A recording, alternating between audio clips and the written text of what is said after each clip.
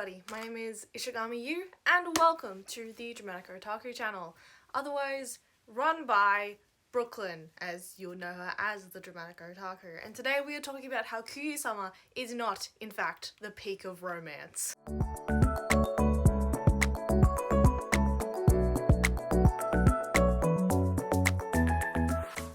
A note intro thing about this video, because I have not been known in the past to be the greatest at portraying my argument without notations in the actual video, but to be extremely clear, the point of this video is why I personally don't think Kaguya-sama Love is War is the best romance anime out there, or best romance manga, and what I think on extension, seinen romances such as Kaguya-sama lack as compared to the shoujo romance demographic and genre.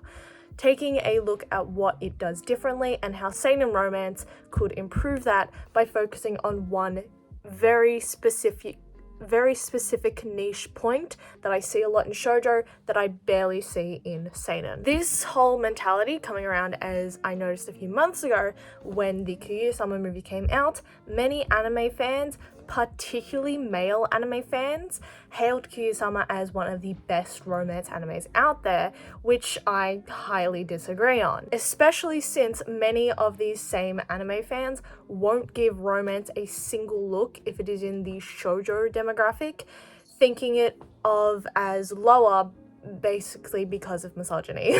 This video does generalize as a whole why Kaguya-sama and many other seinen romances aren't the best in the romance category and have more of an appeal in whatever other genre that they usually include, such as sports, comedy, and fantasy.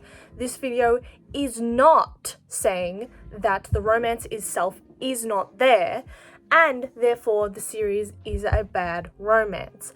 On the contrary, I like a lot of the romance in the manga of Kaguya-sama Love is War.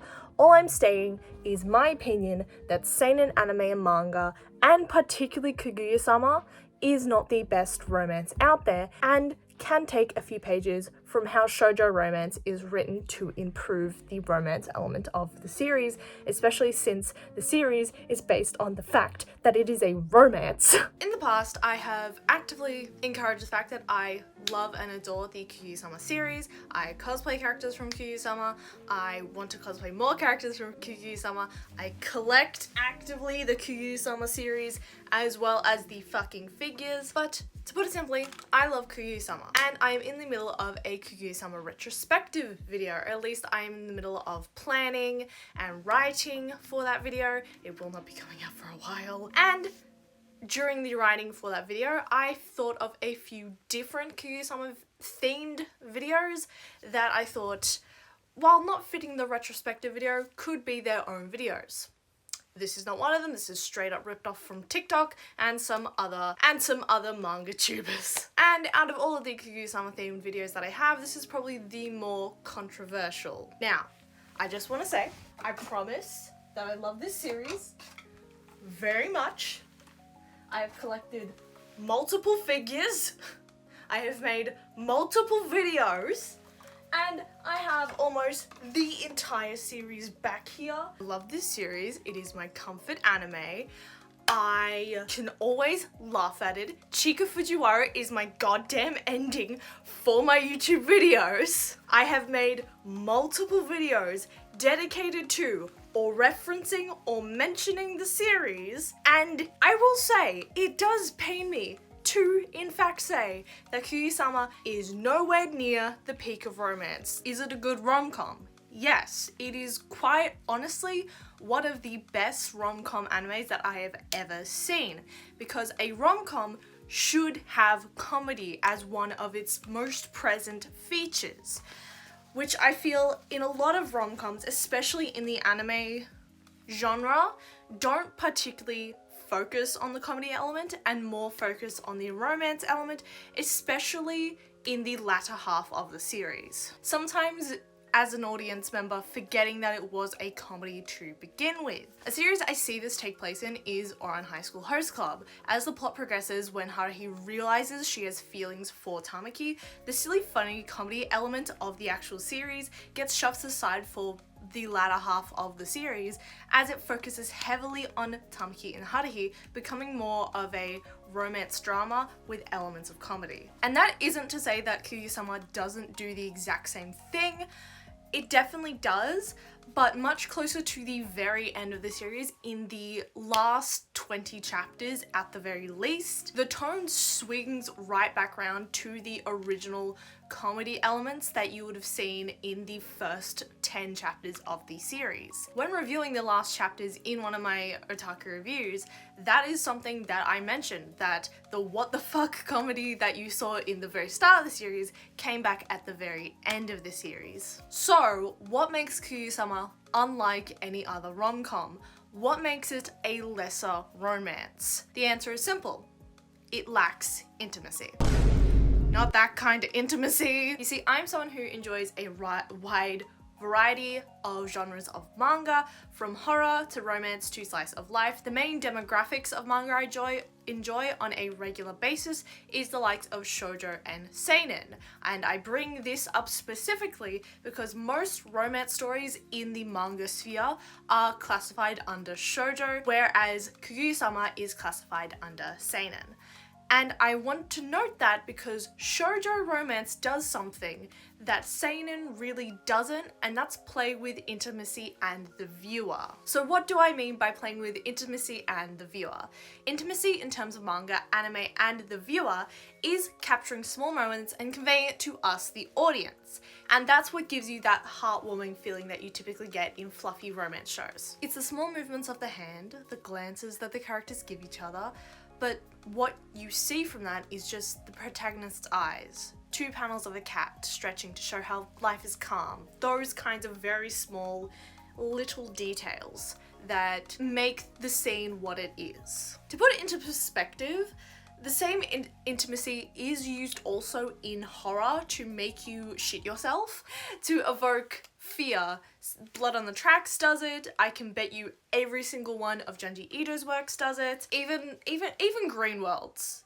Even Green Worlds. And this is an important comparison to make, as horror and romance use the same conventions to evoke emotions. Romance does this because they want you to evoke happy, warm, and welcoming, joyous moments, particularly when the characters are in love, and then feel absolute gripping, crushing, terrible sadness when they either break off or one of the characters dies. Horror, on the other hand, uses the exact same conventions, the exact same tension building techniques to make you absolutely shit yourself. And this most prevalently happens in shoujo romance and pretty much any horror. But I say mostly shoujo romance because while it is still in every other romance that I have read, the volume at which these moments happen occur most often, most prevalently, and at a higher volume in shoujo romances. Now, I do have to make it clear that shoujo is a demographic, and while it is mostly defined by romance, as romance is the woman's genre, as seen in sort of the literary world, it is not just romance. There's a lot of slice of life, there's sports, there is also horror in shoujo, but all of these do have elements of romance in it. So what modern romance stories in general, mostly seinen, lack is intimacy that you see in like the early 2000s romance, and particularly shoujo romance. Modern romance, as a comparison, usually feels contrived or interrupted. Something's a little bit off and doesn't feel like the scenario should play that way, in a way.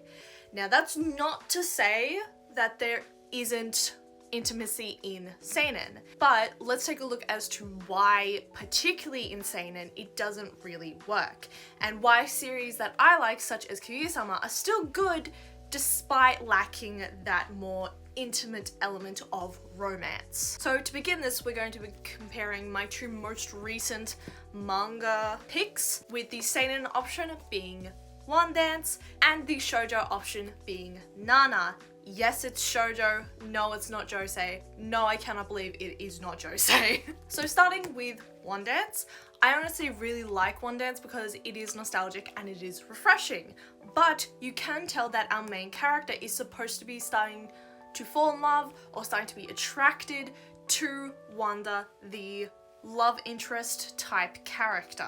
And in the first chapter, it does this actually really effectively by showing us a lot of close-ups of Wanda dancing, lots of close-ups of Wanda's face, especially in the first chapter.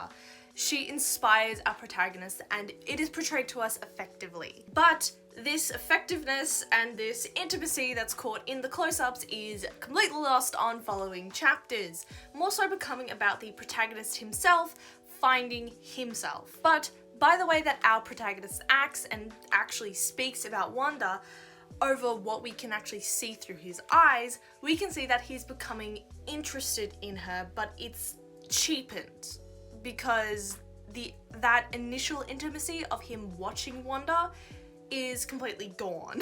Whereas Nana, on the other hand, is completely different. The first two chapters, which are the only two chapters of this book, go through our two Nanas' lives. It spans through multiple months, multiple years even. However, because we're so focused on our protagonists doing small things, having moments stuck in the forefront of their stories, and constantly built upon their actions by the way that like they hold cups, or in the case of Nana Osaki, the way she opens cake boxes because a fan has given her a cake during these big emotional moments for her. Having these small repeated moments and motions and throughout periods of time that are just drawn out and focusing on that small thing, we are fully invested in the lives of our Nanas and in the romantic elements of our Nanas because they both have romantic interests, and the small gestures are about those romantic interests.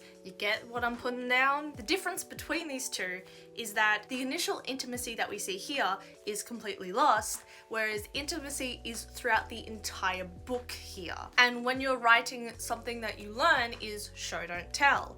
You see things through the character's eyes that portrays intimacy within shoujo. That is completely lost, usually within seinen. Now, that is not to say that One Dance is supposed to be romance. I have only just picked this up and only just read the first volume, but by the way that they are portraying it, it seems like our main character is supposed to fall in love. Whereas Nana is a romance. I just couldn't find any other seinen romance in my fucking collection. Pretty much, in intimacy in romance, you are feeling all the feelings that the main character is feeling. In any romance, the way to do this is by describing every little thing that is happening in that moment. The first thing that you learn when you learn to write and write narrative stories, fictional stories, is the 5 senses and how to describe them. And this in romance and horror is pushed to really drag out the moment to make everything in 1 second feel like forever. Shonen does also do this exact same thing, but it's during fight scenes. So how does this all apply to Kaguya-sama? Pretty much all of the intimate moments within Kaguya-sama are interrupted for a joke, for the sake of comedy, for a laugh. Now, I'll be the first to say this is done differently between the manga and the anime, and I'm not ashamed to say it. I do not like the way the confession scene was animated, nor am I the biggest fan of the ending to the Kaguya-sama movie. I always say that a lot of the jokes of the Kaguya-sama series are amplified by the use of animation and the way that they are animated from book to screen. And they are. But when it comes to animating and adapting a series, something's gotta give that makes it different to the manga.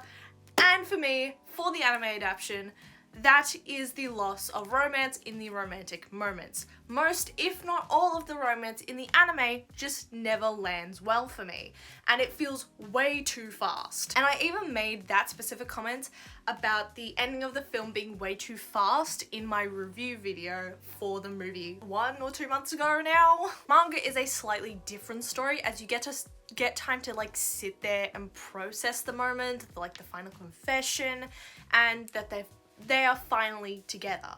And if they do make a true season 4 for the anime, I'd hope that they expand on that ending scene, as the manga pretty much splits that ending scene into like 7 chapters, or like a whole volume, one entire volume dedicated to that very short ending scene to the anime and movie. And I feel the same way with the actual cultural festival confession as well.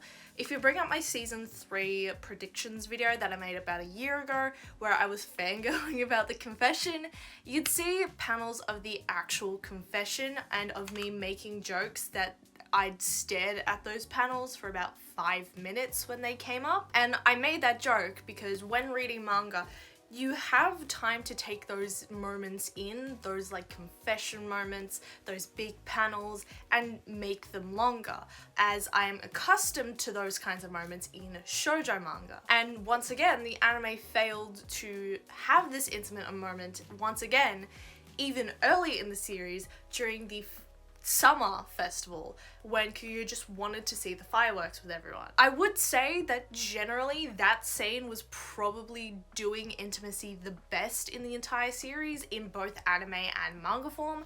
The way that Kaguya looks up at Shirogane and we focus on her focusing on him, and we focus on him and we see him from her perspective, it is a perfect moment. However, what it lacks as compared to a similar moment, say in a shoujo series, is the build-up towards that moment. We have this like big build-up towards going to see the fireworks, but not the romantic element of Kaguya and Shirogane being together.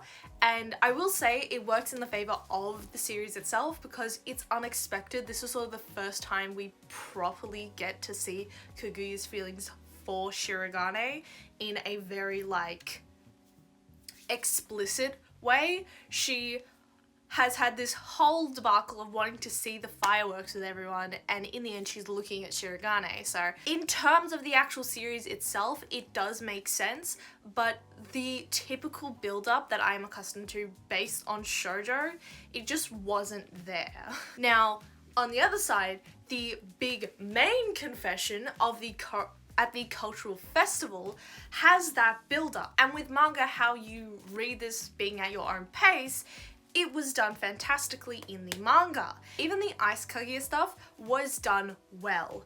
But 2 things downfall all of these moments, whether this be in manga form or whether this be in anime form, and that is sacrificing these moments for a joke. So let's look at the movie in the Ice Kaguya arc when Shirogane does his best so that Kaguya cannot see his gift. Now, for the sake of the character progression of Shirogane, yes, Kaguya had to open his gift. In a typical romance story, what Kaguya would have opened would have been something simple yet romantic. It could have been a handkerchief with a heart on it, like what Kaguya described in the cultural festival when she was all in her head and stuff. It could have been a little charm based off the moment they spent together.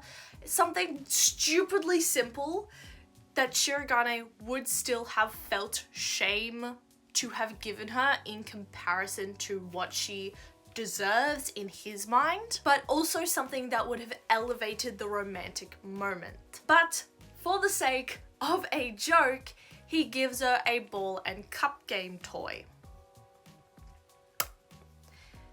Is that funny and in line with the series? Yes. Does it completely ruin the romantic pacing of that moment, especially when it is animated? Absolutely. And while yes, that moment does happen in the manga, when it was made into the movie, it was just made suddenly more jarring. It felt more natural in terms of the series in manga form. Now, in shoujo manga form, these kinds of scenes are fantastic because, like when reading a good romance novel or a good romance manga, you have all the time in the world to sit there and take in what is going on. Typical shoujo romance anime, this is reflected in the pacing of these super romantic gestures and scenes and confessions. Sure, there are tropes that are repeated constantly and they can get old, but the feeling remains in the way that they are conveyed. For example, a common romance trope is the school festival. One of two parties confess and they kiss. So, we're going to tie this in with the cultural festival. What did they do wrong in the cultural festival arc in that confession? In adapting the manga to the anime, they took away from the Kaguya-Shirogane kiss by doing that stupid bit of the newspaper club girl getting shot in the face by a laser beam. Even in manga form, I really didn't appreciate that when they went from chapter 135 to 136, they did like a whole backstory on what Shirogane had been doing because they switched the perspectives from Kaguya to Shirogane. And yes, it's in line with the actual manga itself, but I still really didn't appreciate it because it took away from the moment. But I can admit that does also happen in shoujo, so I cannot actually fault the series. It is just generally something that I don't like in general in manga. So yeah. So I cannot fault the manga series for doing that, but the anime absolutely ruined that scene for me. As I just wanted just one moment where it was just a long panning shot of them kissing, or just one focus, just one moment of focus between Kaguya and Shirogane where it was intimate and it didn't cut away to a running joke, or did not cut away from that moment to tell a joke. Or in that moment, a joke was made. I didn't want that for one moment in this fucking series. And I know that's a little hypocritical because this is my favorite comedy series. In anime, Kaguya-sama has the unfortunate misstep of its pacing being extremely fast-paced. We've been led on for several episodes and we are impatiently waiting for this goddamn confession, and the pacing reflects that. There is multiple cutaways to other characters, to other moments that take away completely from Kaguya and Shirogane's kiss, which takes out a vital part of the romance genre, which, as I have said, is the intimacy, especially intimacy between our main protagonists and the focus of those main protagonists as they kiss. Here's a very similar scene from Maid-sama. There is no cutaway to any other major character having their own little moment. It is just Misaki and Usui's moment. It is just their time to enjoy each other and have a romantic kiss. Is there a visual cut to another scene very far away? Yes, but the main point of contention is that it is not a cutaway to another major character or even a side character with speaking lines. The other characters in this scene are far away in a distant world compared to their world and their little moment. That is intimacy in romance.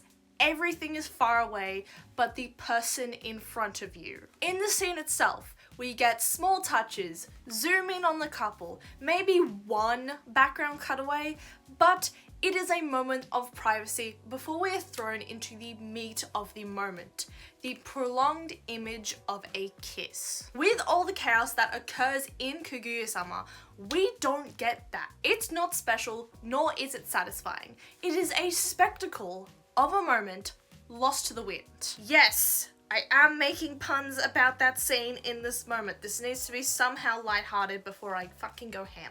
And when it's not something done by another character, it's something done by one of our protagonists. I get it, teenagers are awkward, and plot-wise and trope-wise for the story, it makes sense All I'm saying is that if you think this is peak romance, then you are clearly a masochist, because that is a lot of edging with no payoff. There are absolutely ways that this series as a whole could be softer, more intimate, more romantic.